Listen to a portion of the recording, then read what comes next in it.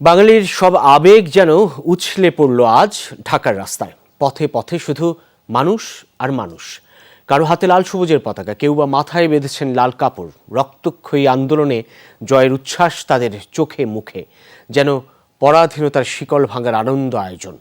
ন্যায়ভিত্তিক, বৈষম্যহীন, দায়িত্বশীল নাগরিকের একটি বাংলাদেশি কামনা সবার। Akhlakus suffer report. নিজ দেশে বুক ভরে শ্বাস নেওয়ার উল্লাস। এই প্রজন্মের ৭১ দেখা হয়নি। সোমবার দেখল ইতিহাসের সবচেয়ে বড় গণমিছিল। মিছিলের অগ্রভাগটা দেখার পর আর শেষ দেখা যায়নি, কারণ জনতার এই মিছিল শেষই হচ্ছিল না কয়েক ঘন্টায়। বাঁধভাঙা উচ্ছ্বাসে ফেটে পড়া এই মানুষগুলোর কেউ ছাত্র, কেউ শিক্ষক, অভিভাবক, কেউ দিনমজুর, ডাক্তার কিংবা প্রকৌশলী বা অন্য পেশার, সবার চোখে মুখে যেন একই বার্তা, জয় হয়েছে জনতার।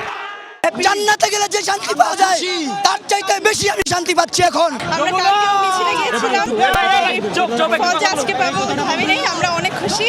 অভিভাবকরা ভাবেননি ছোট্ট সন্তানরা এইভাবে অবসান ঘটাবে দম বন্ধ অবস্থায়। এই যেন আরেক স্বাধীনতা অর্জন।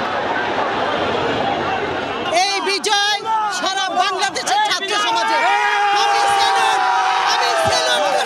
দেড় দশকের রুদ্ধশ্বাস জেলখানা থেকে বাংলার মানুষ মুক্তি পেল। আজকের এই ৫ আগস্ট এটা শুধু বাংলাদেশের জন্য নয়, সারা পৃথিবীর মানবতার মুক্তির জন্য একটা সনদ হয়ে থাকবে।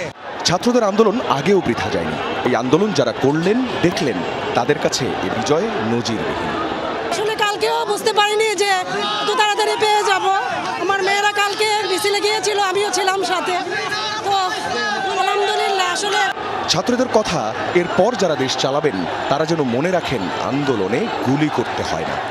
সরকার যেই আসুক না কেন, ছাত্ররা সবসময় অন্যায়ের প্রতিবাদ করেছে, ভবিষ্যতে করবে।